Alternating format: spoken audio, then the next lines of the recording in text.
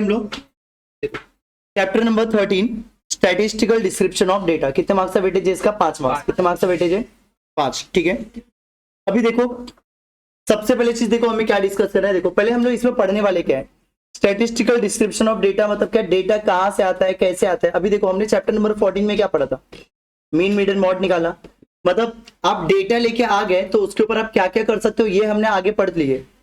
मतलब जैसे मैंने डेटा कलेक्ट करके लेके आया, तो डेटा कलेक्ट करके आने के बाद हम उसके ऊपर स्टडी कैसे करते हैं, तो वो स्टडी कैसे करते हैं, मीन निकालते हैं, मीडियन निकालते हैं, मॉड निकालते हैं, रेंज निकालते हैं, क्यूडी निकालते हैं, ये सब चीजें निकालते हैं।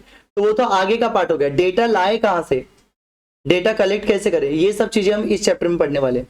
मतलब जब स्टैट्स जो बोलते हैं, स्टैट्स का सबसे बेसिक चैप्टर ये वाला होगा। बेसिक मतलब सबसे स्टार्टिंग वाला चैप्टर कि आप डेटा कलेक्ट कैसे करोगे, डेटा लेके कैसे आओगे। एक बार डेटा लेके आ गए तो फिर उसका मीन निकालना है, मीडियन निकालना है, उसका कोरिलेशन निकालना है, रिग्रेशन निकालना है, उसका प्रोबेबिलिटी निकालना है, चाहे कुछ भी करने का है। वो सब चीजें तो हम आगे पढ़ेंगे। तो हम पहले वो डिस्कस कर लिए थे। अब हम क्या सीखने जा रहे हैं कि डेटा लाना कैसे है। ठीक है, डेटा कलेक्ट कैसे करना है, डेटा ला दिए तो फिर उसको अरेंज कैसे करने का है, मतलब डेटा के ऊपर हमें पढ़ना है। ठीक है, तो देखो सबसे पहले देखो हमें क्या डिस्कस करने का है। देखो कुछ लोग थे, देखो ध्यान से देना क्या मैं बोल रहा हूँ। ठीक है, देखो कुछ ग्रुप ऑफ लोग थे, वो लोग आपस में डिस्कस कर रहे थे ना कि स्टैटिस्टिक का ओरिजिनेट कहाँ पे हुआ है, मतलब सबसे पहले स्टैटिस्टिक आया कहाँ से। जैसे लोग बोलते हैं कि जैसे ग्रेविटी का खोज किधर हुआ, सबसे पहले किसने निकाला रहेगा। तो ऐसे कुछ ग्रुप ऑफ लोग थे, खाली बैठे थे, तो लोग आपस में यही बात कर रहे थे कि ओरिजिन ऑफ स्टैटिस्टिक कैसे होता है, स्टैटिस्टिक सबसे पहले लाया कौन। ठीक है, तो उसमें एक लड़का क्या बोलता है, देखो कि लैटिन में एक वर्ड है स्टेटस, लैटिन में एक वर्ड है कौन सा, स्टेटस, उस वर्ड से स्टैटिस्टिक आया है। मतलब उसको लगा कि लैटिन में एक वर्ड है स्टेटस, उस वर्ड से स्टैटिस्टिक चैप्टर आया है। ठीक है, फिर दूसरा बंदा बोलता है नहीं मेरे को लगता है कि इटालियन में एक वर्ड है स्टैटिस्टा करके, कौन सा वर्ड है, स्टैटिस्टा, उस वर्ड से स्टैटिस्टिक आया है। फिर तीसरा लड़का बोलता है नहीं मेरे को लगता है कि जर्मन में एक वर्ड है, कौन सा वर्ड है, स्टैटिस्टिक के, स्टैटिस्टिक के है वो, उसको ऐसे ही पढ़ो, पढ़ेंगे स्टैटिस्टिक ही, पर आप स्टैटिस्टिक के पढ़ो ताकि आपको डिफरेंस याद रहे दोनों में। ठीक है, नहीं तो सब स्टैटिस्टिक ही पढ़ने में लगेगा। फिर तीसरा बंदा क्या बोलता है कि जर्मन में एक वर्ड है स्टैटिस्टिक के। फिर फोर्थ पर्सन क्या बोलता है कि फ्रेंच में एक वर्ड है स्टैटिस्टिक क्यू, इससे आया है। ठीक है, अब एग्जाम में क्वेश्चन क्या पूछेंगे, एग्जाम में इसके ऊपर ना ऐसे क्वेश्चन पूछेंगे कि लैटिन में कौन से वर्ड से ओरिजिनेट हुआ है स्टैटिस्टिक, या जर्मन में कौन से वर्ड से हुआ है, समझा। तो आपको ये क्वेश्चन पूछेंगे, तो आपको सब बराबर याद रखने का। लैटिन में कौन से वर्ड से हुआ है, स्टेटस, इटालियन में, जर्मन में स्टैटिस्टिक नहीं था वो, स्टैटिस्टा था वो, ध्यान दो थोड़ा। लैटिन में कौन सा वर्ड था, स्टेटस, इटालियन में, जर्मन में स्टैटिस्टिक के, फ्रेंच में, याद रहेगा सबको, वापस बोलो, लैटिन में, इसमें इटालियन में, जर्मन में, फ्रेंच में, सबको याद रहेगा। कुछ मिक्स नहीं करोगे ना, क्योंकि चारों ऑप्शन दिया रहेगा, तो बराबर देखना कौन से वर्ड का क्या था। इटालियन बोला तो इटालियन वाला ही लिखना, ऊपर वाला मत लिख देना, समझा। ठीक है, याद रहेगा सबको। ठीक है, नाउ नेक्स्ट चीज पे मूव करते हैं हम लोग, डेटा। अभी डेटा होता क्या है, डेटा वर्ड से क्या समझ में आता है तुम लोग को। अगर जैसे हम बोला कि डेटा क्या होता है, डेटा का मतलब क्या होता है, इंफॉर्मेशन। डेटा का मतलब क्या होता है, इंफॉर्मेशन। और इंफॉर्मेशन दो टाइप का हो सकता है, कैसा कैसा, एक तो नंबर्स में भी हो सकता है, और एक तो क्या हो सकता है, जैसे मैं ऐसा बोलूं तो देखो एक क्वालिटेटिव डेटा हो सकता है और एक क्या हो सकता है, क्वांटिटेटिव। क्वालिटेटिव डेटा और एक क्या हो सकता है, क्वालिटेटिव मतलब क्या, क्वालिटेटिव मतलब नंबर्स, और क्वांटिटेटिव मतलब, क्वालिटेटिव मतलब क्वालिटी वाइज, और क्वांटिटेटिव मतलब क्या, नंबर वाइज। जैसे अगर मैं बोलूं कि मेरे पास इस क्लास का ना ये है, मार्क्स है सबका, तो वो किस टाइप का डेटा हुआ, क्वांटिटेटिव। कौन सा डेटा हुआ, इस क्लास में सारे बच्चों का हाइट है मेरे पास, क्वांटिटेटिव, सारे बच्चों का वेट है, नंबर्स में होगा ना वो सब, तो नंबर्स में मतलब वो क्वांटिटेटिव है। अच्छा, जो चीज नंबर में एक्सप्लेन नहीं कर सकता मैं, वो क्या होगा, क्वालिटेटिव।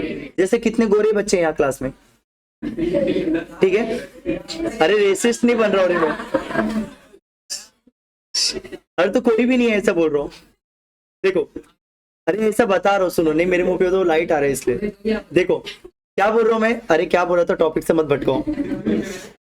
क्वालिटेटिव डेटा किसको बोलते हैं, जिसको आप नंबर्स में एक्सप्रेस नहीं कर सकते हो। जैसे कितने गोरे बच्चे, कितने काले बच्चे, कितने मोटा है, कितना पतला है, कौन स्कॉलर है, अरे कौन स्कॉलर है, इसको नंबर्स में थोड़ी मैं बोल सकता हूँ।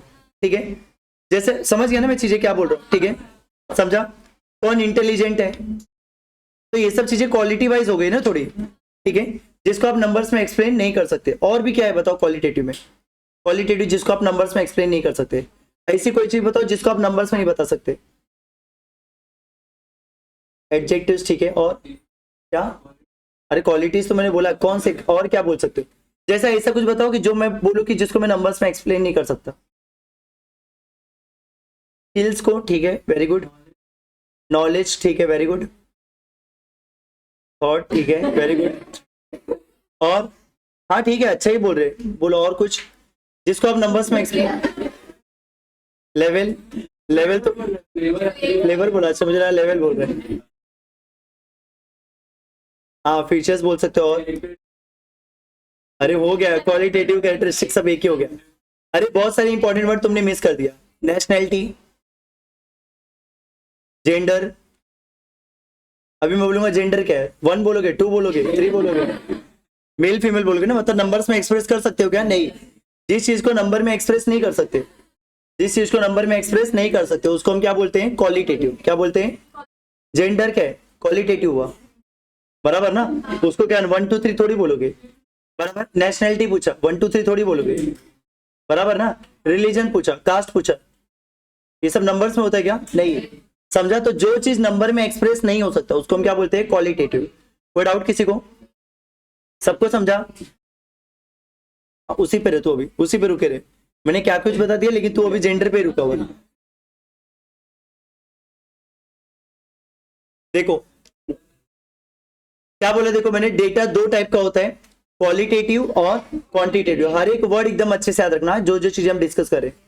डेटा 2 टाइप का होता है, qualitative as well as quantitative.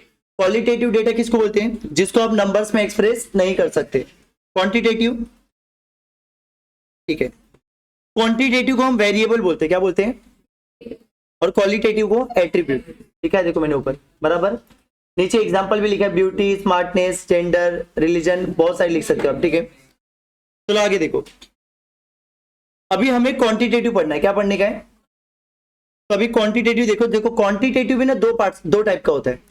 Quantitative data जो होता है वो भी 2 टाइप का होता है, डिस्क्रीट और कंटिन्यूस। ये बहुत इंपॉर्टेंट है क्योंकि ये ना बहुत सारे चैप्टर में आप नाम सुनने वाले हो।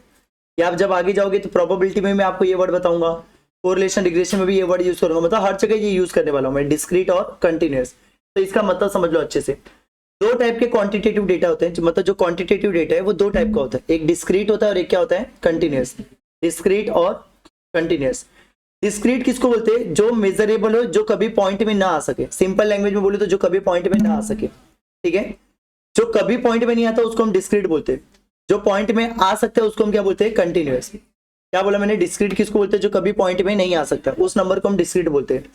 कंटिन्यूस किसको बोलते हैं? जो पॉइंट में आ सकता है। अब मुझे ऐसा कोई एग्जांपल बताओ जो कभी पॉइंट में नहीं आ सकता, ऐसे कोई भी चीज का एग्जांपल दो जो कभी पॉइंट में नहीं आ सकता। नेचुरल नंबर, ठीक है। एज, एज क्या है? डिस्क्रीट है कि कंटिन्यूस है? एज कंटिन्यूस है।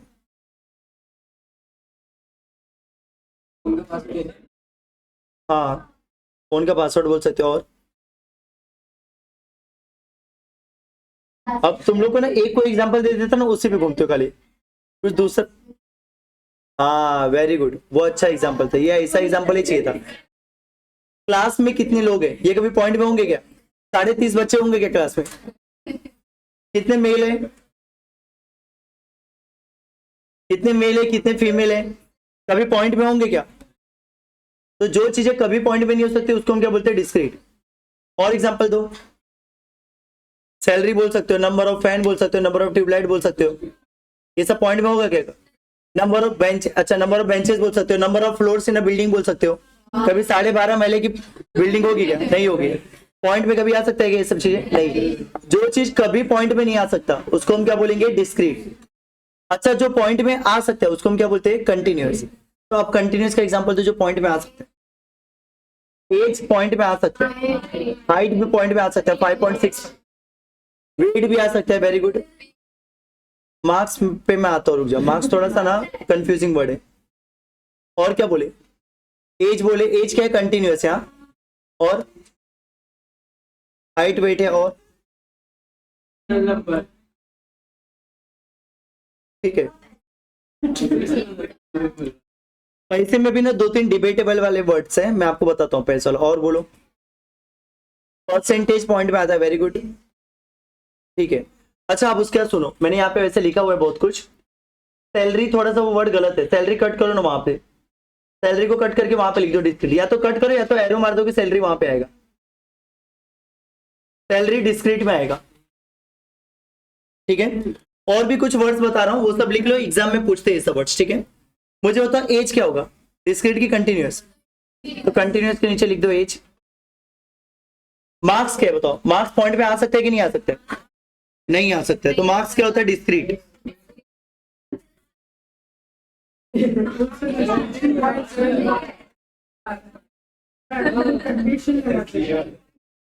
मार्क्स डिस्क्रीट होता है, परसेंटेज पॉइंट में आता है, मार्क्स कभी पॉइंट में नहीं आता है। अच्छा सुनो जरा, सुनो सुनो सुनो सुनो, एक मिनट में क्या बोल रहा हूँ अभी। जैसे देखो तुम लोग बोल रहे कि मार्क्स सर पॉइंट में आता है, ठीक है। मुझे एक बात बताओ, 10th का रिजल्ट देख रहोगे, मार्क्स अपना देख रहोगे, मार्क्स वाला कॉलम, किसी को इंग्लिश में 90.5 आया है, किसी को मैथ्स में 91.3 आया है, परसेंटेज आता है ना पॉइंट में। कोई बोलेगा सर मेरे को 92.6 आया था, वो तुम्हारा परसेंटेज है, मार्क्स थोड़ी है। किसी को किसी सब्जेक्ट में पॉइंट में मार्क्स आए थे क्या, 10th के रिजल्ट में, 12th के रिजल्ट में कहीं आया था क्या। तो मार्क्स जो होता है वो क्या होता है, डिस्क्रीट। क्या होता है, तुम बोलोगे सर सीए में तो आता है हमको, सीए का भी रिजल्ट तुमने इतने लोगों को देखा रहेगा, कभी सुना है किसी को कि कोई 2.5 मार्क्स से फेल हुआ, कोई 3.5 मार्क्स से फेल हुआ। मार्क्स भी पॉइंट में नहीं आता है, वो राउंड ऑफ करके ही हमेशा आता है। तो मार्क्स क्या होता है, डिस्क्रीट। मार्क्स क्या होता है, मार्क्स कभी कहीं पे भी किसी भी रिजल्ट पे आप मार्क्स पॉइंट में नहीं देखे रहोगे, किसी भी रिजल्ट पे आप पॉइंट में मार्क्स नहीं देखे रहोगे। यहाँ क्लासेस में भले तुमको दे देते रहेंगे, और एक्चुअल में मार्क्स कभी पॉइंट में नहीं आता है, ठीक है। तो मार्क्स क्या है, डिस्क्रीट, डिस्क्रीट के नीचे लिख दो मार्क्स। आपको एग्जाम में क्वेश्चन पूछेंगे, बोलेंगे मार्क्स क्या है, डिस्क्रीट की कंटिन्यूअस, ठीक है। एज क्या है, वेरी गुड। हाइट और वेट, सैलरी क्या है, डिस्क्रीट। अब भी चेंज करवाए ना सैलरी को, सैलरी क्या है, डिस्क्रीट। अच्छा वेजेस क्या है, कंटिन्यूअस। वेजेस क्या है, कंटिन्यूअस। वेजेस को कंटिन्यूअस में लिखो। दोनों में फर्क क्या है, सैलरी और वेजेस में क्या फर्क है,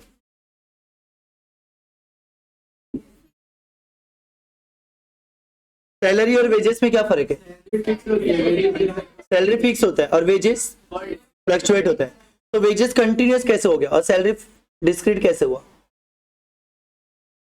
सैलरी फिक्स होता है इसलिए उसको डिस्क्रीट बोलते हैं, वेजेस डिफर करता है इसलिए हम उसको क्या बोलते हैं, कंटिन्यूअस। मैं आपको एक एग्जांपल देता हूँ, देखो वेजेस का। समझो जैसे मेरे को सी में पढ़ाने का ना 70 रुपये मिलता है, 1 घंटे का 70 रुपये मिलता है। ज्यादा बोल दिया मैंने पर ठीक से समझो, ठीक है। देखो समझो मेरे को सी में पढ़ाने का 1 घंटे का 70 रुपये मिलते हैं, ठीक है। अब समझो मेरा 4 घंटे का लेक्चर है, ठीक है, एकदम ध्यान दो। अभी समझो मेरे को 4 घंटे का लेक्चर है। अच्छा मैं यहाँ पे सैलरी पे हूँ कि वेजेस पे हूँ, सैलरी और वेजेस में फर्क पता है ना। जब हम जितना देर काम करते हैं उतना ही पैसा मिलता है तो उसको हम क्या बोलते हैं, वेजेस। और जब आप कितना भी काम करो मत करो लेकिन वो फिक्स है सैलरी, तो उसको हम क्या बोलेंगे, सैलरी। सैलरी और वेजेस में डिफरेंस होता है, वेजेस रोज का कैलकुलेट होकर मिलता है, सैलरी फिक्स होता है। अब ठीक है, समझो मेरा 70 रुपये 1 घंटे का मेरे को मिलता है, ठीक है। अब मेरा आज लेक्चर था, समझो मैं आज लेक्चर में 10 मिनट लेट आया, ठीक है। तो मेरे को 10 मिनट लेट है तो मेरे को उसका पैसा कटेगा ना। तो मेरा सैलरी कैलकुलेट कैसे होगा, मैंने कितने देर लेक्चर लिया आज, 3 घंटे 50 मिनट। अरे 4 घंटे का लेक्चर है मेरा, तो 10 मिनट तो कम लूंगा ना मैं, क्योंकि 10 मिनट लेट आया था। तो मेरा सैलरी कैलकुलेट कैसे होगा, 10 मिनट माइनस हो जाएगा, तो 3 घंटे 50 मिनट हुआ। अब पहले उसको मेरे को ये लोग क्या करेंगे, आवर्स में कन्वर्ट करेंगे। किस में कन्वर्ट करेंगे, क्योंकि 1 घंटे का रेट है ना वो, तो पहले आवर्स में कन्वर्ट करेंगे। तो 50 डिवाइड बाय 60 करो, सैलरी ऐसे कैलकुलेट होगा ना, प्लस 3 करो, मतलब मैंने आज 3.83 आवर्स लेक्चर लिया। 3.83 मतलब समझा कुछ कैसे निकाला। अरे 3 घंटे 50 मिनट लेक्चर लिया ना, तो 3 घंटे का तो 70 जोड़ के दे देंगे, 50 मिनट का कैसे हिसाब निकालेंगे। तो 50 मिनट को पहले किस में कन्वर्ट करेंगे, आर में। तो आवर्स में कैसे कन्वर्ट करेंगे, डिवाइड बाय 60। क्यों 60, 60 मिनट का 1 घंटा होता है, समझा। तो पहले मैंने 50 को डिवाइड बाय 60 किया, 0.83 आया, प्लस 3 किया 3.833 आया। अब उसको इंटू 70 करेंगे लोग, इंटू 70 करो, मतलब आज का मैं 268 इतना रुपया कमा के जाऊंगा, ठीक है, समझा। तो इतना लेके मैं राशन वाशन भरा सकता, ठीक है। तो कितना आ गया, 268.33, इतना समझा। तो ये जो पॉइंट में आ रहा है मतलब ये मेरा फ्लक्चुएट हो ही रहा है ना, तो मतलब वेजेस पॉइंट में आ सकते हैं, इसलिए वेजेस क्या होता है, कंटिन्यूअस। सबको समझा, ठीक है। सैलरी डिस्क्रीट होता है, वेजेस क्या होता है कंटिन्यूस, दोनों फर्क समझा, ठीक है। अच्छा वो अलग बात है कि मेरे को पॉइंट में देंगे नहीं, उसको राउंड ऑफ करके देंगे, ठीक है, पर होता है वो पॉइंट में एग्जिस्ट करता है, ठीक है। मुझे बताओ प्रॉफिट क्या होगा, डिस्क्रीट की कंटिन्यूस? कंटिन्यूस। अगेन प्रॉफिट भी किधर लिखो, कंटिन्यूस में।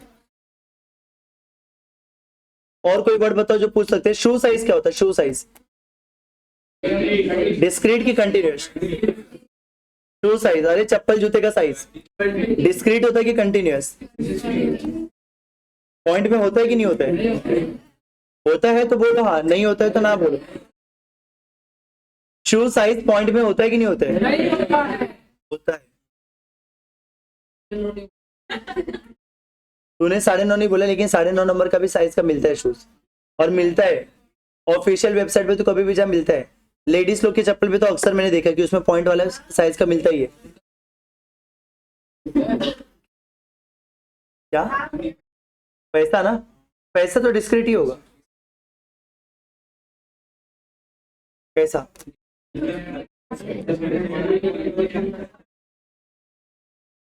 नहीं, पर वो काउंटेबल है ना, तो ये लॉजिक से बोल सकते हो काउंटेबल ही है तो डिस्क्रीट में ही रहेगा।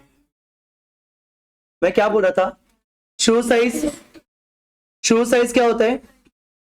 कंटिन्यूस। क्या होता है? आप नाइकी वगैरह के वेबसाइट से अगर कोई भी चीजें बाय करोगे ना, तो वहां पे जब शू साइज सेलेक्ट करोगे तो वहां पे आपको पॉइंट में भी ऑप्शंस रहेगा बहुत। अभी शॉप वगैरह पे जाओगे तो 9 के बाद वो लोग सीधे 10 ही रखते हैं, 9.5 नहीं रखते, क्योंकि उनको ऐसा लगता है कि 9 वाले को भी 10 दे देंगे हम लोग, बोल देंगे हाँ हो जाएगा, बाद में बड़ा हो जाता है। अरे ऐसा बोल के बेच देते ना वो लोग, बाद में बोलेंगे हाँ छोटा पड़ रहा है, बाद में पहनो बड़ा हो जाएगा। हाँ बराबर, समझा? तो अपने को तो ऐसा बोल के चिपका देते, पर एक्चुअल में अगर आप ऑफिशियल वेबसाइट से चीजें बाय करें तो वहां पे पॉइंट के भी साइजेस मिलते हैं, तो आप वहां पे एकदम एग्जैक्ट अपना साइज बता के ले सकते हो, ठीक है। समझा सबको? क्लियर है?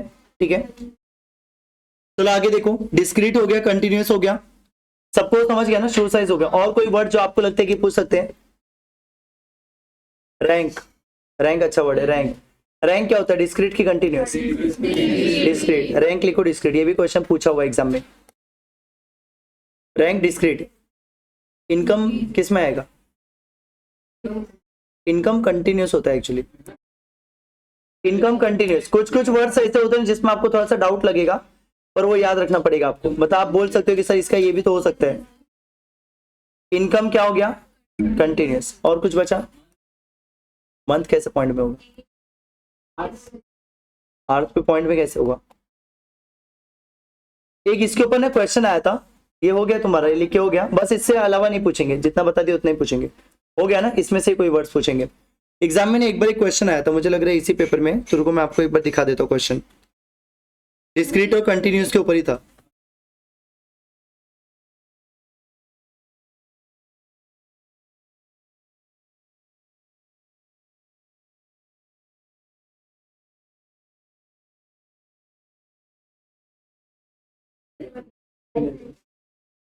देखते रहो नीचे रहेगा, हाँ देखो मिल गया। ये क्वेश्चन देखो क्या दिया, देखो पढ़ो।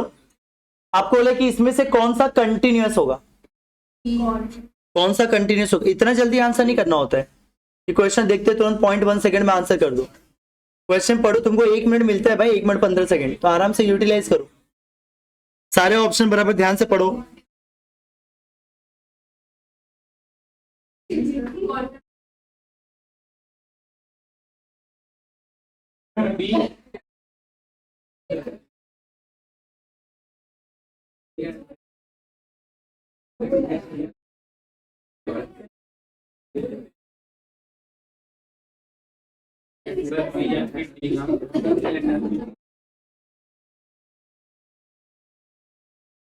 क्या है बताओ? आपको लगा which one of the following, which one of the following is a continuous variable. इसमें कौन कंटिन्यूअस वेरिएबल हो सकता है? कंटिन्यूअस मतलब कौन पॉइंट में आ सकता है? तो पहला हो सकता है कि quantum of days to get a cure from illness, नहीं होगा। The quantum of oxygen cylinders use to treat a patient, बोलो। नंबर ऑफ बोल सकते हो, क्वांटम को जगह पे नंबर्स बोलो, ठीक है। Number of days to get a cure from illness, number of days to get a cure from illness, number of oxygen cylinders used to treat a patient, number of drug injected into a patient, number of tablets prescribed to a patient.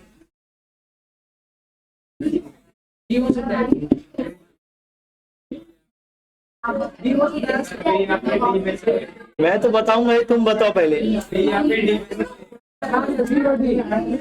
Take your time, आराम से सोच लो, फिर बताओ मुझे।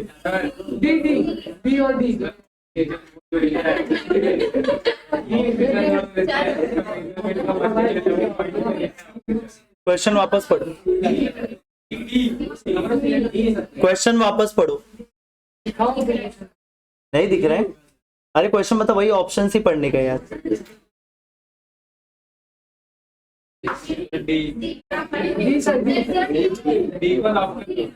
3-4 बार question पढ़ो पहले अच्छे से। अरे बेटा वही पढ़ने का है, क्वेश्चन में क्या पढ़ेगा? कंटिन्यूअस है।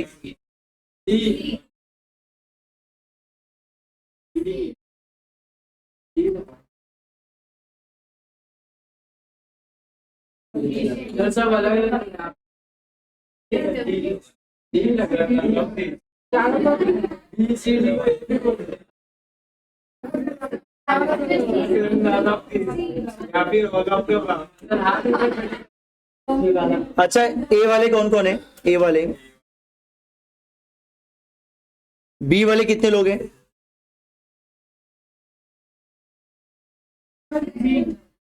बी, सी और डी। कहीं ना कहीं तो आपको होना ही चाहिए, कहीं पे भी नहीं तो फिर हाँ, वो बी का लॉजिक बोल रहा था, बता बी का logic. To treat a patient, but हमको ये थोड़ी स्पेसिफाई कि पेशेंट कब तक ट्रीट हो जाएगा, उसका इलनेस कब तब तक हम ये कैसे स्पेसिफाई कर सकते कि कितना ही ऑक्सीजन सिलेंडर लगेगा? नहीं, क्या सिलेंडर तो एक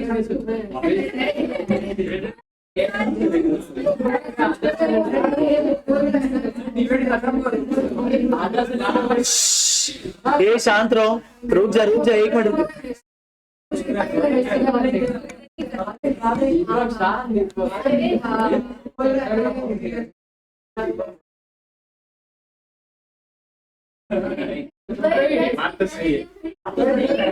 सी इज करेक्ट आंसर।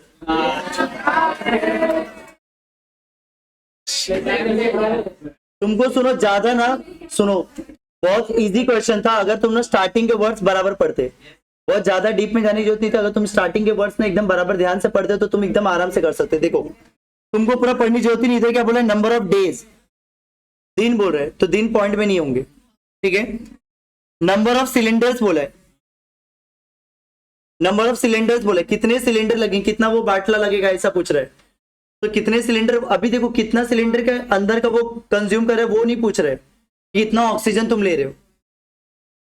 अगर देखो, अगर आपको बोले कि ऑक्सीजन कितना ले रहे हो तो वो तो पॉइंट में आ सकता है, क्योंकि ऑक्सीजन का मेजर करने का जो यूनिट होता है वो हो सकता है पॉइंट में।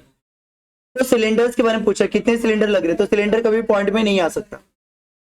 अच्छा, इधर बोला नंबर ऑफ टैबलेट्स, ये भी पॉइंट में नहीं होते। अभी ड्रग इंजेक्टेड कैसा, देखो ड्रग इंजेक्टेड मतलब जो भी सुई से वो निकालते हैं फिर लगाते हैं तुमको। तो जो ड्रग इंजेक्ट करते हैं वो जो भी निकालते हैं, पहले बॉटल से निकालते हैं फिर तुमको लगाते हैं, तो वो 3.5 mm या 4 या 4.5 ऐसा कुछ भी है। अरे तुम सिरप भी पीते हो तो डॉक्टर बोलते हैं ना कभी कभी 2.5 ml पियो, 3.5 ml पियो, ऐसा बोलते हैं ना। टैबलेट्स ना पॉइंट में होता ही नहीं, वो सिर्फ क्यों बोलते मालूम है क्या? मैं तुमको बताता हूँ। टैबलेट्स कभी भी पॉइंट में क्यों बोलते हैं, जैसे भी समझना कि उनको लगता है कि हाई डोज का ही दवा है और लो डोज वाला दवा सामने अवेलेबल नहीं है, तो बोलते थे कि अभी 650 वाला तो तू आधा खाएगा तो 325 मिलेगा तुझे, बस वो लॉजिक से देते। बाकी टैबलेट्स कभी पॉइंट में नहीं होते। नहीं, एक्चुअली हो ही सकता है, लॉजिक बोल सकता है क्या? हाँ, लॉजिक वही है, पर एक्चुअल में ना लो डोज के लिए भी दवा बना होता है। अब सामने वाले रखते नहीं तो वो क्या बोलते हैं कि ठीक है तुम छोटे तो तुम आधा खा लेना उसका, पर एक्चुअल में ऐसा नहीं होता। जब दवा बिकता भी है तो कोई ऐसा आधा आधा थोड़ी देगा। और आधा खाने के लिए नहीं बोलते कभी भी, ठीक है। तो क्या आएगा इसमें, देखो रेदर देन वो क्वेश्चन के डीप में जाओ ना आप कि कौन कितना ऑक्सीजन कंज्यूम कर रहा है, आप स्टार्टिंग के वर्ड्स बराबर ध्यान से पढ़ा करो। वो number of days, number of oxygen cylinder, number of drug injected, number of tablets, ये वर्ड्स इंपॉर्टेंट है। उसके आगे का नहीं पढ़ते थोड़ा और क्लियर होता आपको। तो नंबर ऑफ सिलेंडर्स कभी पॉइंट में थोड़ी होंगे। हाँ ऑक्सीजन कितना इंटेक करे वो शायद हो सकता है, फ्लक्चुएट हो सकता है, पर अभी इसमें ड्रग इंजेक्टेड वर्ड, ड्रग कितना ले रहे हो आप, ड्रग मतलब दवा नहीं तो और भी बहुत कुछ होता है। समझ में आ गया सबको, ठीक है। कौन गलत सोचा था, चलो आगे देखो, एक बार वापस से पूरा रिवाइज करते कि हमने क्या क्या पढ़ा। ध्यान दो, अब तक हमने क्या क्या डिस्कस किया। सबसे पहले हमने ऊपर 4 वर्ड डिस्कस किए। लैटिन वर्ड स्टेटर, Italian word statista, German word statistic के वाला, और फ्रेंच वर्ड। फिर मैंने बताया डेटा 2 टाइप का होता है, एक वेरिएबल और एक एट्रीब्यूट। वेरिएबल किसको बोलते हैं, जो क्वांटिटेटिव हो, एट्रीब्यूट क्वालिटेटिव। क्वालिटेटिव किसको बोलते हैं, जो नंबर्स में एक्सप्रेस नहीं हो सकता, क्वालिटीज जो हमारे पास नहीं है, ठीक है। क्वालिटीज, अरे क्वालिटेटिव मतलब क्वालिटीज बराबर। क्वांटिटेटिव जैसा हाइट, वेट, शू साइज, सब कुछ जितना नीचे एग्जांपल होता है सब कुछ आ जाएगा उसमें।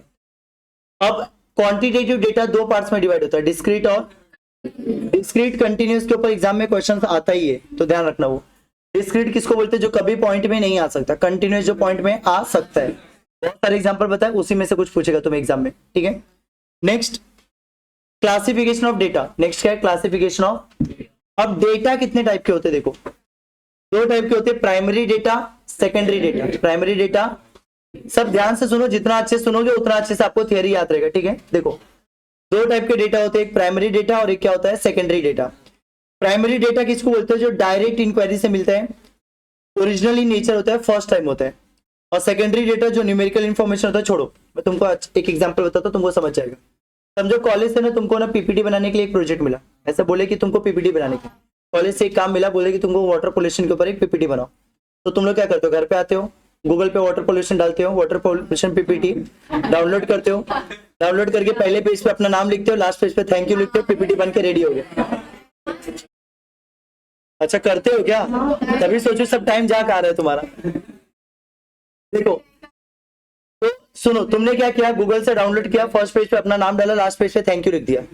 तो तुमने ये जो डेटा बनाया, वो तुम्हारा क्या हो गया, सेकेंडरी डेटा। क्या हो गया, मतलब तुम खुद रिस्पॉन्सिबल नहीं थे, मतलब तुमने खुद ने वो नहीं बनाया, तुमने क्या किया, कहीं से झोल करके उसमें थोड़ा चेंजेस करके अपना डेटा बना दिया।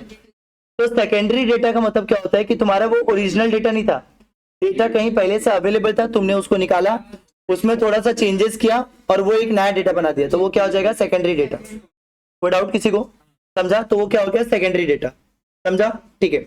और एग्जांपल दे सकता हूं मैं सेकेंडरी डेटा के, जैसे समझो आईसीआई का ये मॉड्यूल है, आईसीआई का मॉड्यूल है मेरे पास, अब मुझे मेरा मैथ्स का खुद का नोट्स बनाने का है, तो मैं क्या करूंगा, बीच का थ्योरी हटा देता हूँ, सारे क्वेश्चन कॉपी पेस्ट कर देता हूँ और बीच में कुछ क्वेश्चन पास से डाल दूं, अभी मेरा डेटा बन के रेडी हो गया, पर क्वेश्चन तो मैंने कहीं से झोल ही किया है ना, तो क्या हो जाएगा, सेकेंडरी डेटा। क्या हो जाएगा, समझा। तो प्राइमरी डेटा किसको बोलते हैं, जो ओरिजिनल होता है, जो फर्स्ट टाइम होता है, फर्स्ट टाइम जो उसको प्रिपेयर करेगा वो क्या होता है, प्राइमरी डेटा। उसके बाद अगर कोई उसके अंदर कुछ भी चेंजेस करके नया डेटा बना रहे तो वो सब क्या हो जाएगा, सेकेंडरी डेटा। समझा सबको, प्राइमरी का मतलब, सेकेंडरी का मतलब।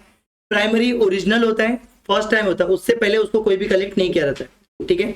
और सेकेंडरी पहले कोई कलेक्ट किया रहता है, उसके ऊपर तुम थोड़ा सा चेंजेस करके कर देते हो, ठीक है। तो प्राइमरी सेकेंडरी का मतलब समझा, ठीक है। अच्छा और कुछ बताने जा रहा था मैं, मेडिकल इन्फॉर्मेशन, हाँ एग्जाम्पल देखो, जैसे कभी कभी एग्जाम में क्वेश्चन आता है, आपको पूछेंगे ना कि सपोज आप ना सारे बच्चों का ना वेट नोट डाउन कर रहे हो, जैसे अगर समझो मैं क्लास में सब बच्चों का वेट नोट डाउन कर रहा हूँ, तो ये प्राइमरी डेटा है कि सेकेंडरी डेटा है, क्योंकि मैं खुद वेट नोट डाउन कर रहा हूँ ना, ठीक है।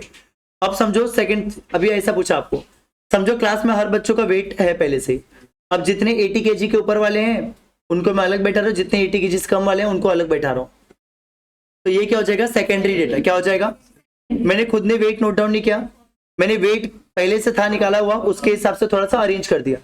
तो ये किसका एग्जांपल हो गया? Secondary data. ठीक है, आगे देखो दूसरा एग्जांपल, सेंसस रिपोर्ट। जैसे आपको, अरे वो जनगणना वाला 10 साल में एक बार होता ना, तो समझो मेरे पास सेंसस रिपोर्ट है, उसमें हिंदू कितने मुस्लिम कितने, मैं उनके हिसाब से अलग अलग कर रहा हूँ, मतलब बाइफरगेट कर रहा हूँ। सेंसस रिपोर्ट को मैं बाइफरगेट कर रहा हूँ, हिंदू कितने मुस्लिम कितने उस हिसाब से। तो ये प्राइमरी हुआ कि सेकेंडरी हुआ? क्यों सेकेंडरी? क्योंकि डेटा पहले से कलेक्टेड था, तुमने उसके अंदर थोड़ा सा चेंजेस किया। तो ये भी किसका एग्जांपल हुआ? ये दोनों ही क्वेश्चन एग्जाम में आए हुए। हाँ, जो कलेक्ट किया रहेगा वो क्या था? प्राइमरी। और हम क्या कर रहे हैं, हमारे लिए क्या हो गया? Secondary data. कोई डाउट? समझा? क्लियर सबको? प्राइमरी डेटा क्या है, सेकेंडरी डेटा क्या है? ठीक है। अच्छा, नीचे कुछ इंपॉर्टेंट वर्ड लिखा है, थर्ड पॉइंट पढ़ो वो सेकेंडरी डेटा का। आपको कभी कभी एग्जाम में पूछते हैं कि सेकेंडरी डेटा के सोर्सेस क्या है। सेकेंडरी डेटा के मतलब सेकेंडरी डेटा आप कहां से निकालते हो, निकालते कहां से हो? तो क्या लिखा है देखो, data taken from any sources like international sources, government sources, private and unpublish sources. ठीक है, data taken from any sources like international, government, private and unpublish. ये चारों जगह से जो डेटा लाते हो इन सबको हम क्या बोलते हैं? Secondary data. तो आपको एक क्वेश्चन पूछेंगे, चारों वर्ड्स एकदम क्लियर याद रखना। आपको पूछेंगे सेकेंडरी डेटा के सोर्सेस क्या है, तो government sources, unpublish sources, international sources, private sources. चारों वर्ड याद रखना, इन्हीं चार में से लिखना, कोई नया मत लिख देना। ठीक है, नेक्स्ट, टाइप्स ऑफ क्लासिफिकेशन। अब देखो डेटा तो मेरे पास आ चुका है, डेटा तो मेरे पास कलेक्ट करके आ चुका है, पर डेटा को मैं क्लासीफाई कैसे करूंगा? अब क्लासीफाई करना क्यों जरूरी है पहले तो वो समझो। देखो, क्लासीफाई करके अगर मैं डेटा को नहीं रखना तो वो डेटा किसी काम का नहीं है। जैसे मैं आपको एक एग्जांपल देता हूँ, जैसे समझो अपने पास ही कितने सारे कपड़े होते हैं। ठीक है, अगर मैं गर्ल्स लोग को एग्जांपल ले रही हूँ तो गर्ल्स लोग के पास तो कितने सारे कपड़े रहेंगे, अपने पास तो गिन के चुन के होते हैं, बराबर, बहुत सारे कपड़े होते हैं, बराबर। अब देखो, अगर वो कपड़े को ऑर्गेनाइज करके घर पे नहीं रखोगे, ऑर्गेनाइज करके मतलब अगर आप ऐसे कॉलम्स बना के या फिर अगर डिफरेंट डिफरेंट जगह पे डिफरेंट डिफरेंट सेक्शंस नहीं रखोगे, तो क्या होगा, ढूंढने के टाइम पे अगर आपको कुछ भी चीजें ढूंढनी है तो मिलेगा क्या? फिर क्या होगा, एक कपड़ा ढूंढने के लिए चलो पूरा वापस कबर्ड बाहर निकालो, फिर वो एक मिल गया वापस से उसको उठा के रखो, यही करना पड़ता है। कभी अगर आप ऑर्गेनाइज करके नहीं रखे तो ऑर्गेनाइज करना क्यों इंपॉर्टेंट है? क्योंकि कल को अगर आपको डेटा में कुछ ढूंढना पड़ा तो वो मिल पाएगा क्या? नहीं। तो डेटा लाने के बाद ना उसको ऑर्गेनाइज करके रखना बहुत इंपॉर्टेंट होता है, इसलिए हमें क्लासिफिकेशन ऑफ डेटा पढ़ना जरूरी है। अगर क्लासिफिकेशन नहीं होता तो वो डेटा किसी काम का ही नहीं होता। ठीक है, अब देखो ना, जैसे मैं आपको देखा था एग्जांपल होता तो कितने सारी जगह पे उन्होंने प्रॉपर डेटा क्लासिफाई करके रखा है और इसलिए वो डेटा निकाल पाते। अभी जैसे अगर हम लोग वाशी बोर्ड वाला ले ले, उनके पास हर साल 15 लाख बच्चे एग्जाम देते 10वीं का, पर 25-30 साल पहले भी जो दिया रहेगा ना एग्जाम 10वीं का, वो भी अगर अपना रिजल्ट मांगने जाए, जैसे अगर समझो मेरा रिजल्ट घूम गया और मुझे रिजल्ट वापस चाहिए, अगर मैं वाशी बोर्ड में जाऊं और उनको बोलूं कि मेरा रिजल्ट दो, तो निकाल के दे देंगे। क्यों निकाल के दे देंगे? उन्होंने उतना संभाल के रखा है ना, तो कैसे संभाल के रखे रहेंगे? अगर एक के ऊपर एक रखते रहेंगे सोचो, तो हर साल 15 लाख बच्चे, 30 साल में कितने बच्चे सोचो, कहां से ढूंढेंगे? भाई सूरज ना, मतलब कैसा ढूंढेंगे वो? निकालो ऐसा, पेज पलटते जाओ रिजल्ट का, कितने सूरज रहेंगे और वो भी कितना। तो उन्होंने प्रॉपर ऑर्गेनाइज किया रहेगा, कैसे रखे रहेंगे बताओ लोग? ईयर वाइज अलग किए रहेंगे। तो पहले तुमसे पूछेंगे कौन से ईयर में पास आउट हुए, तो वो ईयर वाले कॉलम पे जाएंगे, बराबर। फिर उसमें भी ढूंढेंगे कि आपका सीट नंबर, जैसे नहीं भी पता, चलो जैसे मैं बोला कि मेरे को सीट नंबर नहीं पता, ऐसे भी केसेस होते हैं, पर ये तो पता होता है कि कौन सा ईयर में एग्जाम दिया था, ये सबको पता होता है कौन सा ईयर में दिया था, सीट नंबर थोड़ी याद रहेगा किसी को। तो इतना तो पता रहेगा 2012 में दिया था कि 13 में दिया था, या टेंटेटिव पता रहता है कि 12-13 में से किसी एक में दिया था। तो वहां पे हाँ ये भी बता सकते हैं कि कहाँ पे दिया था, तो वो रीजन वाइज भी थोड़ा ढूंढने में इजी हो जाता है उनको, समझा? कौन सा बोर्ड था ये भी बता दिया तो थोड़ा और इजी हो जाता है। तो जैसे जैसे चीजें बताओगे तो वैसे वैसे वो लोग ऐसा ऑर्गेनाइज करके रखे थे कि ढूंढना इजी पड़ता है। अभी व्हाट्सएप वाला ही समझो, जैसे देखो ना बहुत सारे केसेस होते, अभी वो ड्रम वाला केस हुआ था ना, वो एक को काट के वो ड्रम में डाल दिए थे वो, तो वही वाले केस देखो ना, बाद में सब उसका व्हाट्सएप के चैट्स वगैरह निकाले, सब जो भी था। फिर बाद में देखो ना जब लड़की पकड़ाई तो उसके व्हाट्सएप के चैट्स वगैरह निकाले। अब उसका चैट भी सोचो ना, अगर वो लोग ऑर्गेनाइज करके नहीं रखे, अगर व्हाट्सएप वाले सबका चैट ऑर्गेनाइज करके नहीं रखे, तो कभी जरूरत पड़ेगा तो निकाल पाएंगे क्या? अरे रोज अपन डेली कितना मैसेजेस करते हैं, एक आदमी के दो 3 अकाउंट है। अब अरे होता ही है ऐसा, अरे व्हाट्सएप बिजनेस भी होता है, नॉर्मल भी व्हाट्सएप भी होता है, जिसको रखना होता है वो रख ही लेता है कैसे भी करके। ठीक है, तो मतलब मैं बता रहा हूँ कि सोचो एक आदमी के इतने अकाउंट, बराबर, और उसके बाद इतने बिलियन ऑफ यूजर्स है। सिर्फ इंडिया वाले थोड़ी व्हाट्सएप यूज करते हैं, हर कोई यूज करते हैं, ऑल ओवर वर्ल्ड में सब लोग यूज करते हैं। अब उसमें कोई एक लड़की ने क्या कांड किया, तो उसका चैट निकालने के लिए सोचो उनको कितना मेहनत लगा रहेगा, कुछ नहीं रखते। क्यों? क्योंकि वो लोगों ने पूरा ऑर्गेनाइज करके रखा है कि किसका डेटा कैसे रखने का, क्योंकि वो ऑर्गेनाइज करना बहुत जरूरी होता है। अगर आपने प्रॉपर डेटा को क्लासीफाई नहीं किया तो डेटा ढूंढना एकदम हार्ड हो जाएगा, पर क्लासीफाई करके रखा है तो आप तुरंत सब चीजें निकाल सकते हो। समझा? तो इसलिए डेटा का क्लासिफिकेशन करना जरूरी है। अब हम डेटा को कैसे कैसे क्लासिफाई कर सकते हैं, ये तो तुम खुद से भी बोल सकते हो। देखो, पहला हम कैसे कर सकते हैं, ज्योग्राफिकल। कैसे कर सकते हैं? जैसे आपके पास डेटा है तो आप डेटा को कैसे कैसे अलग अलग करके रख सकते हो। तो ज्योग्राफिकल वाइज कैसे कर सकता हूँ? ज्योग्राफिकल मतलब क्या? Area wise. ज्योग्राफिकल मतलब क्या? जैसे समझो मेरे पास आईसीआई का रिजल्ट है, अभी आईसीआई का इस साल का रिजल्ट है, तो लोग अपने रिजल्ट को कैसे मेंटेन करके रख सकते हैं? एरिया वाइज अलग रखे। सारे महाराष्ट्र का रिजल्ट एक साइड, गुजरात का इधर रखो, राजस्थान का उधर रखो, सब जगह का रिजल्ट अलग अलग रखो। समझा इतना? जब सबका रिजल्ट अलग अलग रखेंगे तो उनको ढूंढने में इजी पड़ेगा ना, बराबर। तो जब आप एरिया वाइज अलग अलग रखते हो तो उसको हम क्या बोलते हैं? Geographical classification of data. Area wise रखते हो तो ज्योग्राफी एरिया ही होता है ना, ठीक है। नेक्स्ट क्या है? क्रोनोलॉजिकल। क्रोनोलॉजिकल मतलब टाइम सीरीज वाइज। जब आप टाइम वाइज अलग अलग करके रखते हो तो उसको हम क्या बोलते हैं? क्रोनोलॉजिकल। तीसरा क्वालिटेटिव। क्वालिटेटिव मतलब क्वालिटी वाइज। जब आप क्वालिटी वाइज डेटा को अलग अलग करते हो तो उसको हम क्या बोलते हैं? क्वालिटेटिव, ठीक है। और क्वांटिटेटिव मतलब नंबर वाइज। जैसे अगर मैं एग्जांपल दे दूं, ज्योग्राफिकल समझ गया सबको, वो ये क्रोनोलॉजिकल भी समझ गया, ईयर वाइज समझ लो। 2010 का रिजल्ट अलग, 2011 का अलग, तो वो किसका एग्जांपल हो गया? क्रोनोलॉजिकल। आपको एग्जाम में क्वेश्चन आएगा कि सपोज आपके पास जो भी डेटा है, अगर आप उसको ईयर वाइज बाइफरगेट कर रहे हो तो वो किसका एग्जांपल है? क्रोनोलॉजिकल का। एरिया वाइज अलग कर रहे हो, ज्योग्राफिकल का। अब क्वालिटेटिव मतलब क्वालिटी वाइज। जैसे समझो जितने भी स्मार्ट बच्चे उनको अलग कर दिया, जितने भी डम बच्चे उनको अलग कर दिया, तो ये किस हिसाब से मैं अरेंज कर रहा हूँ? क्वालिटी वाइज, ठीक है, क्वालिटी वाइज। और क्वांटिटेटिव मतलब नंबर्स के बेसिस पे अगर किया तो। क्लियर सबको? ठीक है। हाँ ये वर्ड्स, हाँ ये देख लो ना एक मिनट। एक्चुअली उस वर्ड का मतलब वही है, ऊपर वाला ही है। आपको कभी कभी पूछेंगे ऐसे कि स्पाशियल डेटा क्या होता है, स्पाशियल डेटा का मतलब क्या होता है? तो स्पाशियल मतलब ज्योग्राफिकल, तो उस वर्ड का दूसरा मीनिंग है। तो कभी कभी स्पाशियल डेटा बोलते हैं तो ये सब वर्ड सुन के आपको क्लिक नहीं होगा। तो स्पाशियल मतलब ज्योग्राफिकल होता है। टेम्परल मतलब टाइम सीरीज या क्रोनोलॉजिकल। ऑर्डिनल बोला मतलब क्वालिटेटिव, और कार्डिनल बोला मतलब, तो उसी वर्ड का ऊपर मीनिंग लिखा है। समझ में आया सबको? ठीक है। नेक्स्ट, अभी देखो इस चैप्टर में बहुत कुछ है, हाँ थियरी। अभी ये सब तो हम अभी ऊपर ऊपर से पढ़ रहे हैं, बाद में मैं आपको टेक्स्ट में भी अंडरलाइन कर करके बताऊंगा, तो थोड़ा ध्यान से सुनते जाओ। देखो next, method of classification of data. Actually मैंने इसको क्लासिफिकेशन ऑफ डेटा नहीं बोलना चाहिए, कलेक्शन ऑफ डेटा बोलना चाहिए। क्या बोलना चाहिए? नेक्स्ट देखो, method of collection of data. ये क्लासिफिकेशन को आप क्या समझ देना? कलेक्शन। उधर कट करके चाहिए तो लिख दो, क्लासिफिकेशन के ऊपर क्या लिख दो? Collection of data. Method of collection of data मतलब डेटा आप कैसे कैसे कलेक्ट कर सकते हो उसके मेथड से, ठीक है। देखो आपको डिफरेंट डिफरेंट सिनेरियो दिया है, उस सिनेरियो में आप कैसे डेटा कलेक्ट करोगे वो लिखा है, ठीक है। आपको इसके ऊपर भी क्वेश्चंस आएंगे, ठीक है। देखो अब क्या क्या देखो मेथड्स अपने पास। पहला मेथड कौन सा है? Interview method. कौन सा मेथड है? अब इंटरव्यू में भी ना तीन टाइप के इंटरव्यू होते हैं। एक पर्सनल इंटरव्यू होता है, एक इनडायरेक्ट इंटरव्यू होता है, और एक टेलीफोनिक इंटरव्यू होता है। अरे इंटरव्यू जो लेते हैं हम लोग, तीन तरीके का इंटरव्यू होता है। कौन कौन सा? पर्सनल मतलब फेस टू फेस, जैसे विराट कोहली रिटायर हुआ तो मैं जाके उसका personal face to face interview लूंगा, तो वो क्या हो जाएगा? पर्सनल में आ जाएगा। दूसरा इनडायरेक्ट। इनडायरेक्ट कैसा? जैसे समझो मेरे को वहां पे पहुंचना पॉसिबल नहीं है तो मैं क्या करूंगा? इनडायरेक्ट लूंगा, ठीक है। या वहां पे पहुंचना पॉसिबल नहीं, आप ये भी बोल सकते हो। और या फिर आप ऐसे बोल सकते हो कि समझो किसी भी रीजन से वो सामने वाला पर्सन नहीं अवेलेबल है, तो आप उसके आसपास वाले किसी से अगर डेटा कलेक्ट करें तो वो क्या हो जाएगा? इनडायरेक्ट। और तीसरा टेलीफोनिक। टेलीफोनिक मतलब अगर आप कॉल के वाया इंफॉर्मेशन कलेक्ट करें तो वो क्या हो जाएगा? टेलीफोनिक, ठीक है। अब तीनों को मैं एग्जांपल देता हूं, देखो ध्यान से सुनना। पर्सनल इंटरव्यू हम लोग कहां पे यूज करते हैं? नेचुरल कैलेमिटीज में। कहां पे यूज करते हैं?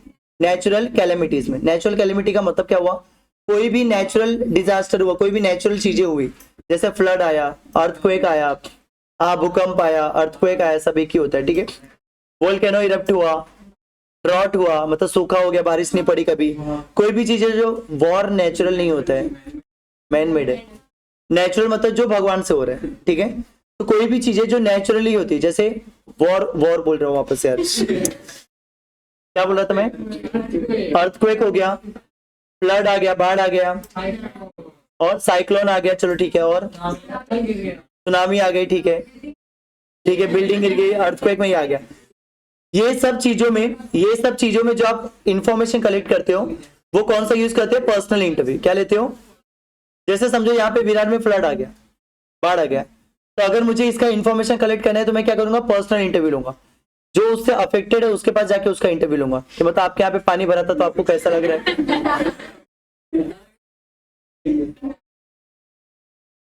बाढ़ में मर नहीं जाते, फ्लड में मरते नहीं कोई, तो नहीं, फ्लड में मरता नहीं कोई, रेयर लोग। अभी तुम बोलेगा सब फ्लड में पानी में कूदा मैं मर गया, तो वो अलग चीज होगी। फ्लड में मरते नहीं है, फ्लड में ना सामान का लॉस होता है। हाँ, फ्लड में मरते नहीं, अरे फ्लड सुनामी में मरते लोग, फ्लड तो रिपोर्टर भी मर जाएगा, फिर कोई कनेक्ट नहीं करेगा, ठीक है। हाँ, उसमें रिपोर्टर भी मर जाएगा फिर। बोलो। हाँ, नेचुरल में ही आएगा।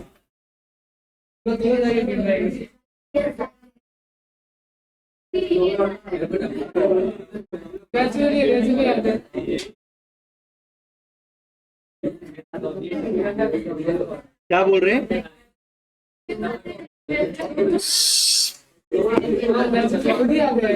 चलो यहाँ पर देखो क्या बोल रहा था मैं, कोई भी टाइप का अगर नेचुरल कैलेमिटीज है तो उसमें आप जाके सामने वाले से डायरेक्ट डेटा कलेक्ट करोगे। मतलब फ्लड आया, अर्थक्वेक आया, तो जो अफेक्टेड, जिसका घर गिरा है या जिसको उस चीज का नुकसान हुआ है, उससे जाके इंटरव्यू लोगे ना कि उसका कितने का नुकसान हुआ। बाकी और किसी से पूछ के कैसे पता चलेगा? कहीं पे भी फ्लड है तो मैं तुमसे आके पूछूंगा तो ही तुम बता सकते हो तुमको कितना नुकसान हुआ है। कोई और आदमी कितना कैसे बता पाएगा? किसी घर में अभी आग लग गया समझो, ठीक है, तो ये भी कौन सबसे अच्छे से बता सकते हो? तुम ही बता सकते हो, तुम्हारे पड़ोसी थोड़ी बता सकते हैं तुमको कितना नुकसान हुआ है। तो ये सब चीजों में क्या होगा? Personal interview. क्या होगा? Face to face. समझ में आया सबको? ठीक है। इनडायरेक्ट इंटरव्यू कौन सा होता है? Accident, any type of accident. ये सब वर्ड बहुत इंपॉर्टेंट है, आपको एग्जाम में क्वेश्चन आएगा कि अर्थक्वेक आया समझो कहीं पे, तो आप क्या करोगे? कौन सा टाइप का इंफॉर्मेशन कलेक्ट करोगे? पर्सनल। सेकंड आपको बोला इनडायरेक्ट, अभी कोई भी टाइप का एक्सीडेंट है तो उसमें हमेशा हम लोग क्या करते हैं? इनडायरेक्ट इंटरव्यू लेते हैं। क्या लेते हैं? क्योंकि एक्सीडेंट का मतलब हम ऐसा समझते हैं कि एक्सीडेंट मतलब आपको लगा है, नहीं तो मतलब पता चला तुम बोलोगे सर एक्सीडेंट हुआ लेकिन मेरे को कुछ हुआ नहीं, तो उसको एक्सीडेंट नहीं बोलते। हाँ, वो ऐसा सच में हुआ। मतलब एक बार एक लड़की का एक्सीडेंट हुआ, तो बोलती मेरे को सर तो होमवर्क नहीं की थी। मैंने बोला होमवर्क क्यों नहीं की? बोलती मैं एक्सीडेंट हो गया, और इसी बैच में थी। मैं उसको देख भी रहा हूँ, बोला किधर? मतलब पैर पहले देखा, लगा तो नहीं कहीं पे, तो बोलते मतलब आप चाहते? हाँ, तुम लोग की क्लास में थी ना? नहीं नहीं नहीं नहीं नहीं, फिर कोई और रहेगा। तो बोलती कि एक्सीडेंट हो गया बाइक का। तो मैंने बोला किधर? लगा तो नहीं तुझे? नहीं, तुम लोग के पहले वाले बैच में थी। बाद में बोलती मतलब आप चाहते थे कि लग जाए मेरे को। तो एक्सीडेंट मतलब लगने को ही एक्सीडेंट बोलते, बराबर। नहीं लगा तो एक्सीडेंट हुआ क्या? नहीं, वो एक्सीडेंट होने से बच गया, ऐसा बोलते फिर, ठीक है। तो जब मैं एक्सीडेंट बोल रहा हूँ, सुनो, जब मैं एक्सीडेंट बोल रहा हूँ तो इसका मतलब उसमें आपको लगा है, तो लगा है तो आपके पास में माइक लेके नहीं पहुंच सकता ना कि आप बताओ आपको कैसा लग रहा है, बराबर। तो ऐसे टाइम पे हम क्या करते हैं? इनडायरेक्ट इंटरव्यू लेते हैं। क्या लेते हैं? जैसा भी समझो किसी का कार का हाईवे पे एक्सीडेंट हुआ है, ठीक है, तो जिसको लगा है या तो वो उधर चले गया रहेगा और या तो वो हॉस्पिटल में रहेगा एकदम क्रिटिकल सिचुएशन में। तो जिसने वो देखा रहेगा एक्सीडेंट में, उसका आजू बाजू में इंटरव्यू लूंगा, बराबर। हाँ, वही तो ऋषभ पंत के पास डायरेक्ट नहीं पहुंचे थे ना माइक लेके, वो जो लड़के लोग देखे थे वो लोग को, या जिन्होंने बचाया था उनका इंटरव्यू लिए थे। तो जो बचाए रहते या जिन्होंने वो देखा रहता है लाइव, उनका इंटरव्यू लेते हैं। तो यहाँ पे क्या होता है? Indirect interview. क्या होता है? कोई भी टाइप का एक्सीडेंट आया तो इनडायरेक्ट इंटरव्यू होगा।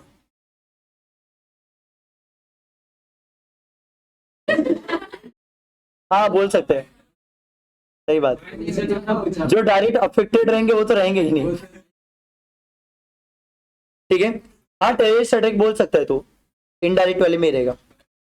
तीसरा टेलीफोनिक। ये सब वर्ड्स बराबर समझा, क्योंकि सेम टू सेम नहीं पूछेंगे एग्जाम में। तुम्हें ये सब पता होना चाहिए, जो भी चीजें हम डिस्कस करें। ये मत सोचो कि ये सब फालतू है, ये सब याद रहेगा तो ही जाके तुम कोई क्वेश्चन आएगा तो आंसर कर पाओगे। थर्ड देखो, टेलीफोनिक इंटरव्यू हम कब लेते हैं? जब वो सामने वाले पर्सन से के पास पहुंचना पॉसिबल नहीं होता है, किसी भी रीजन से, एक्सीडेंट ही नहीं, कोई भी रीजन से। अभी जैसे समझो वो मेसी की टीम ने ये जीता था ना, अर्जेंटीना ने फुटबॉल जीता था वर्ल्ड कप। अभी समझो आज तक को उसका ये करने का है, न्यूज रिपोर्टिंग करने का, उसका इंटरव्यू लेने का है, बराबर।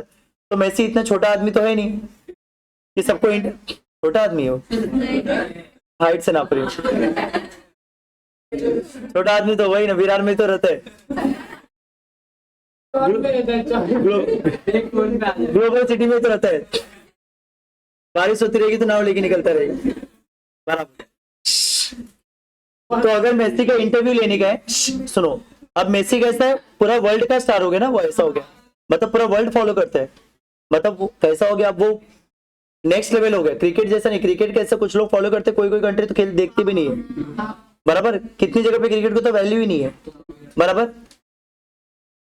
मैं कहा हूं तो भी विराट को मत जानते सब लोग, भाई कहाँ है, मतलब क्या बता रहा हूँ, वो तो देख। तो मैं क्या बोल रहा था, देखो क्या बोल रहा था, हाँ। तो अगर मुझे मेसी का इंटरव्यू लेना, तो मेसी इतना फ्री तो है नहीं कि इंडिया आएगा इंटरव्यू देगा, या इंडिया वाले भी वहां पे चले गए तो भी उसके पास और भी बहुत सारे लोग हैं ना जिसको उसको इंटरव्यू देने का है, बराबर। तो ऐसे टाइम पे हम लोग क्या करते हैं, टेलीफोनिक इंटरव्यू लेते हैं। टेलीफोनिक इंटरव्यू हम तभी लेते हैं जब सामने वाले का पहुंच पाना पॉसिबल नहीं होता है। ये बहुत जगह होता है, जैसे अभी समझो ना न्यूज पे भी होता है। अब न्यूज पे भी देखो ना, न्यूज पे डिबेट जब चलते रहता है, वो कास्ट वेस्ट पे देखो ना, वो लाते ना, और धर्म पे इंटरव्यू वो लेते हैं। तो उसमें क्या करेंगे, 2-3 लोग बैठे रहेंगे, हाँ, 2 लोग का खाली फोन का दिखता है सिग्नल, मतलब अगर आप देखे रहोगे तो उनके पे ऐसा टेलीफोन का सिग्नल दिखता है, और नहीं वीडियो कॉल पे भी दिखता है, 2 टाइप का दिखता है ऐसे न्यूज चैनल पे। एक तो उनका अपने अपने घर से वीडियो कॉल चालू रहेगा, एक तो कैसा रहेगा कि सामने वाले का फेस नहीं दिखाएगा, खाली उसके ऊपर कॉल का दिखाएगा और उसका आवाज सुनाएगा पूरा कि वो क्या बोल रहा है। तो ये जो है वो किसका एग्जाम्पल हो गया, टेलीफोनिक। अभी टेलीफोनिक का एडवांटेज क्या है, देखो सबसे क्विक कौन होता है, टेलीफोनिक। अगर आपको इन्फॉर्मेशन कलेक्ट करना है तो सबसे क्विक कौन होगा, सिंपल सी बात है। अभी समझो कहीं पे कुछ हुआ और मुझे वहां पे इन्फॉर्मेशन कलेक्ट करना है, तो अगर मैं खुद चल के जाऊंगा पर्सनल इंटरव्यू लेने तो टाइम लगेगा, 1 घंटा 2 घंटा कुछ तो टाइम लगेगा। टेलीफोन सीधे एकदम तुरंत लगाया, वो पहले वो इंस्ट्रक्शन आया कि आप क्या बोलते हो, जो भी आता है अपने को इंस्ट्रक्शन फोन पे, वो हटा, फोन उठाया, सामने वाले ने तुरंत इंटरव्यू हो गया। तो सबसे क्विक कौन सा होता है, टेलीफोनिक। सबसे नॉन एक्सपेंसिव भी कौन है, टेलीफोनिक। नॉन एक्सपेंसिव मतलब हाँ, सबसे कुछ पैसा ही नहीं लगेगा इसमें, कॉल तो फ्री है ना। अब वो लोग रिचार्ज करवाना पड़ता है तो, पर कॉल तो फ्री है ना, समझो, ठीक है। तो एक्सपेंसिव भी नहीं है बट लेस एक्यूरेट है।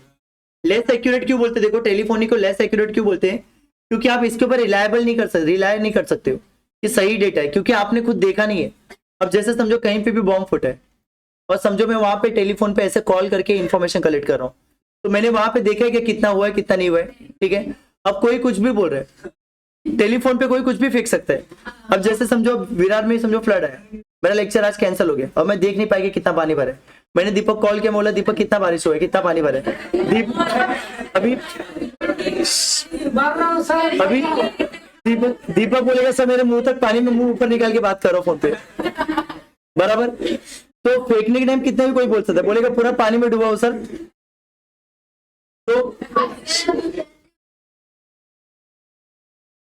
समझा सबको, देखो टेलीफोनी पे कोई कितना भी फेंक सकता है, तो इसलिए इस डेटा के ऊपर आप एक्यूरेट नहीं बोल सकते कि ये डेटा एक्यूरेट है, क्योंकि आपने खुद ने देखा है क्या, नहीं। तो ये जो डेटा होता है वो थोड़ा बहुत फेंका हुआ डेटा रहता है, तो इसलिए इसके ऊपर हम भरोसा नहीं कर सकते। समझ में आया सबको, ठीक है।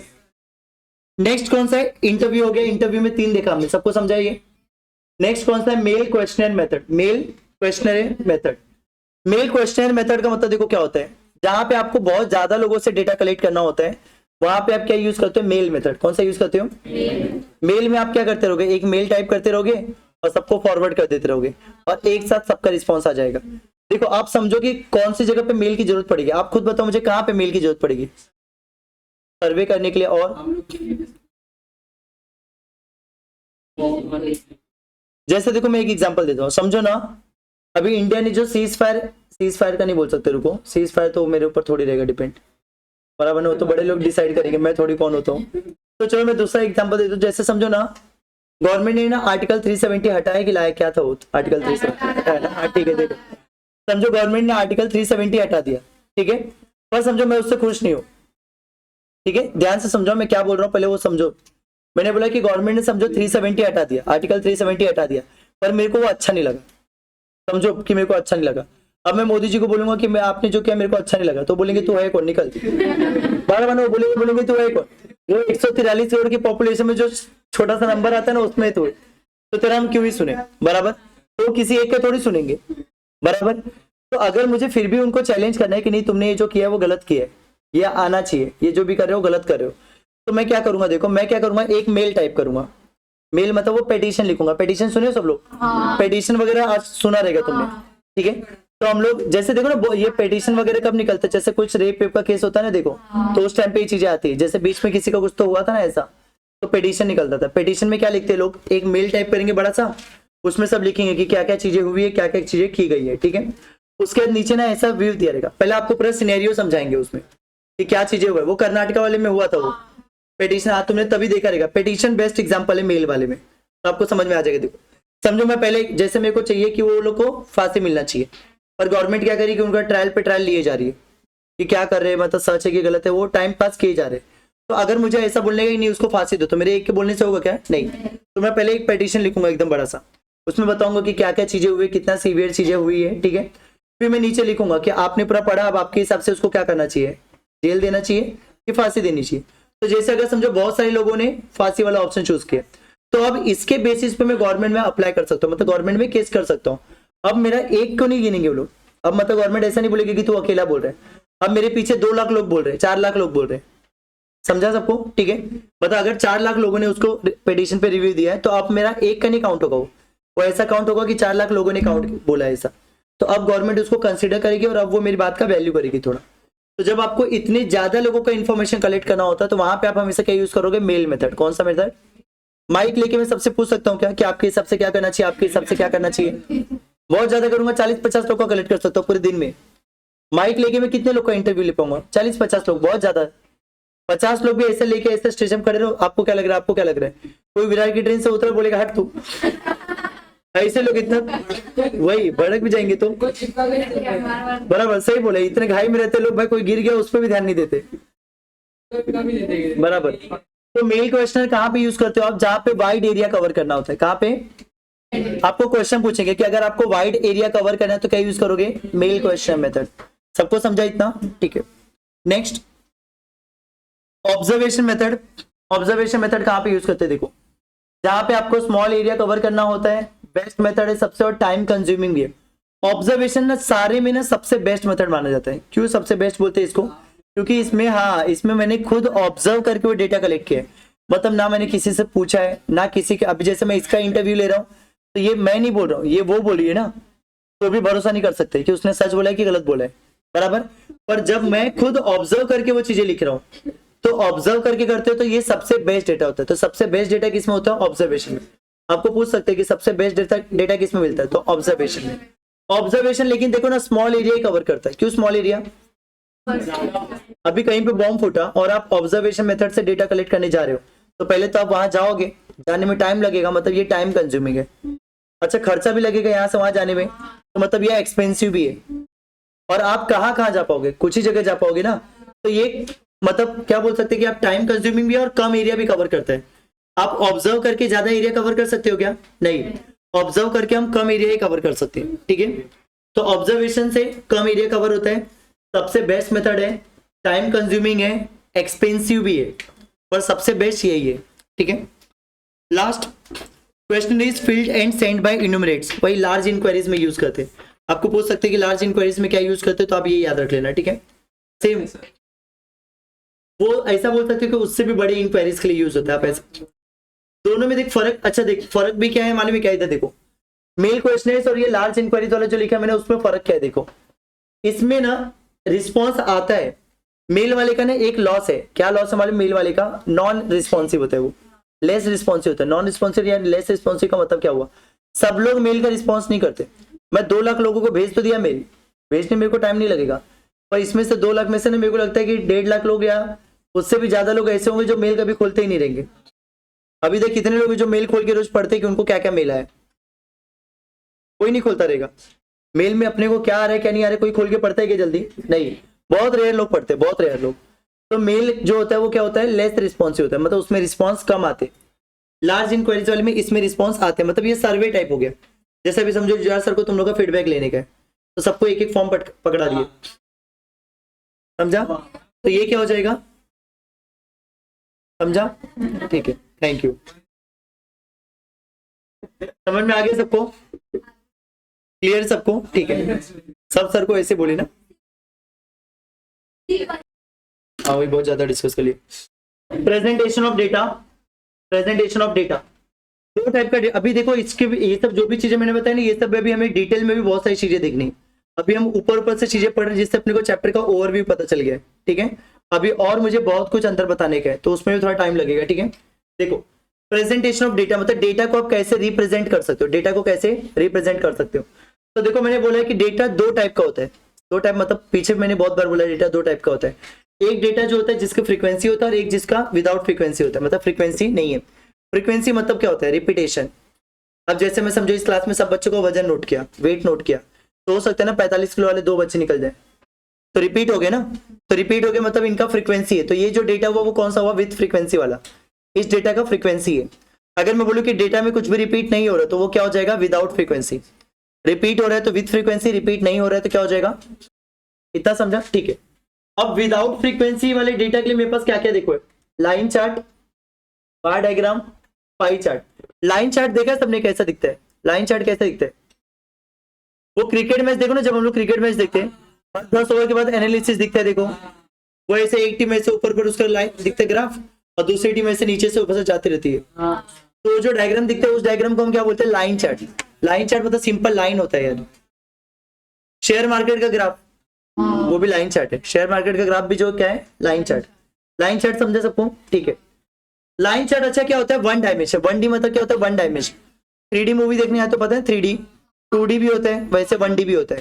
तो लाइन चार्ट क्या होता है, वन डायमेंशनल। लाइन चार्ट क्या होता है, वन डायमेंशनल।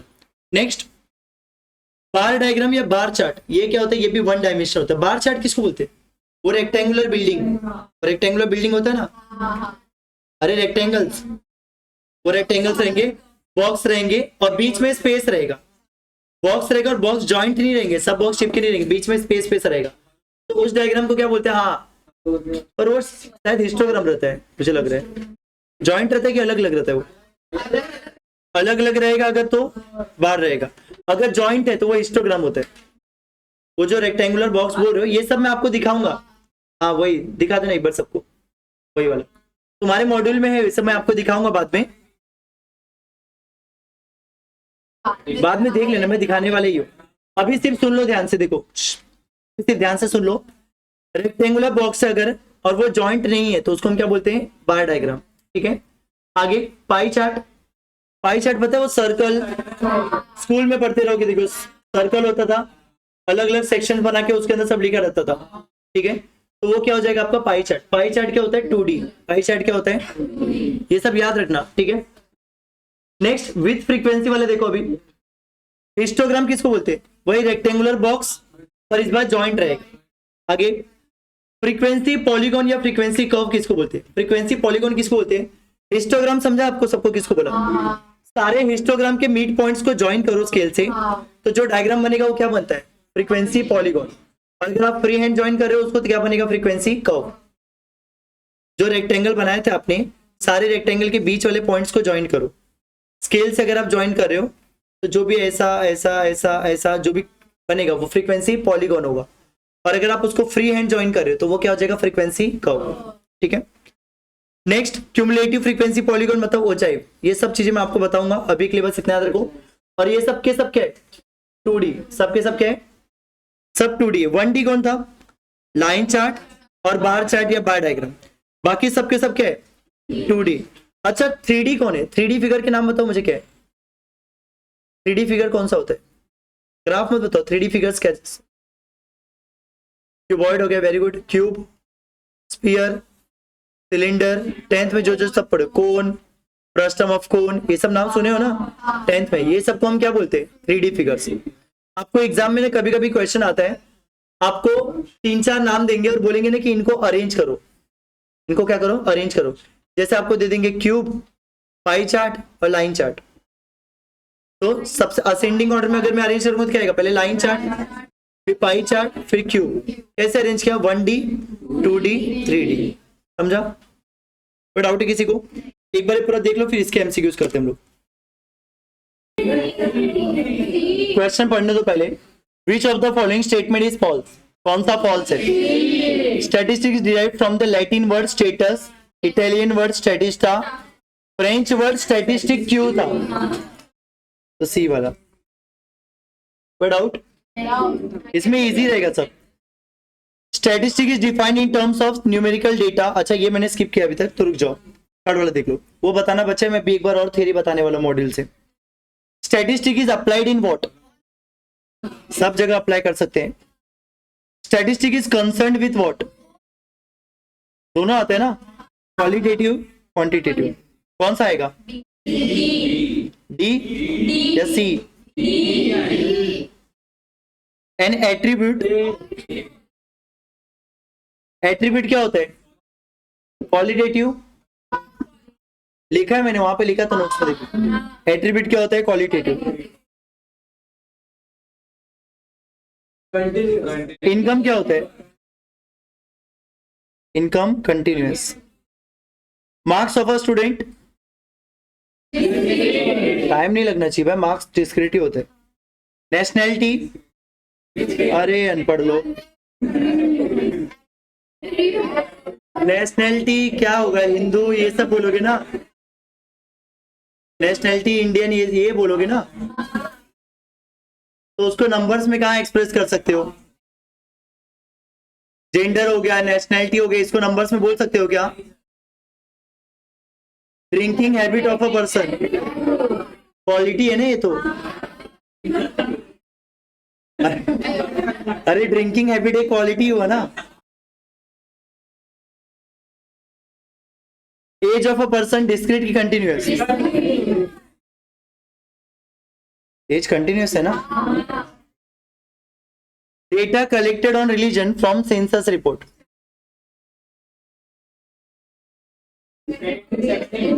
सेंसस रिपोर्ट से रिलीजन का डेटा ले रहे हो, secondary. Data collected on the height of a group of students after recording their heights, measuring tape से आप सबका डेटा कलेक्ट कर, सबका हाइट कलेक्ट कर रहे हो। आप खुद कलेक्ट कर रहे हो ना हाइट, सबसे कलेक्ट करते हैं ना प्राइमरी डेटा। सबसे क्विक कौन है? बेस्ट मेथड कौन सा था? ऑब्जर्वेशन सबसे बेस्ट था ना, सब लिख के दिया था तुमको, सब बताया भी था। एक्सीडेंट में क्या करते हैं? क्यों इनडायरेक्ट? मर रहा है, ठीक है। कौन वाइड एरिया कवर करते हैं? नॉन रिस्पॉन्स सबसे ज्यादा किस में आते हैं? मेल में रिस्पॉन्स कम आता है ना। नॉन रिस्पॉन्स मतलब क्या? रिप्लाई नहीं आना। तो रिप्लाई नहीं आना किस में होगा? मेल में। Some important sources of secondary data, secondary data के सोर्सेस मैंने बताया थे, क्या क्या था? Government sources, international sources, private and unpublic. कौन सा था? सेकंड क्यों नहीं?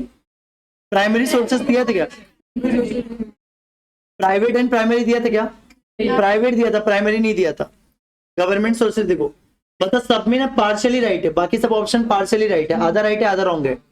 ए वाला दोनों राइट है।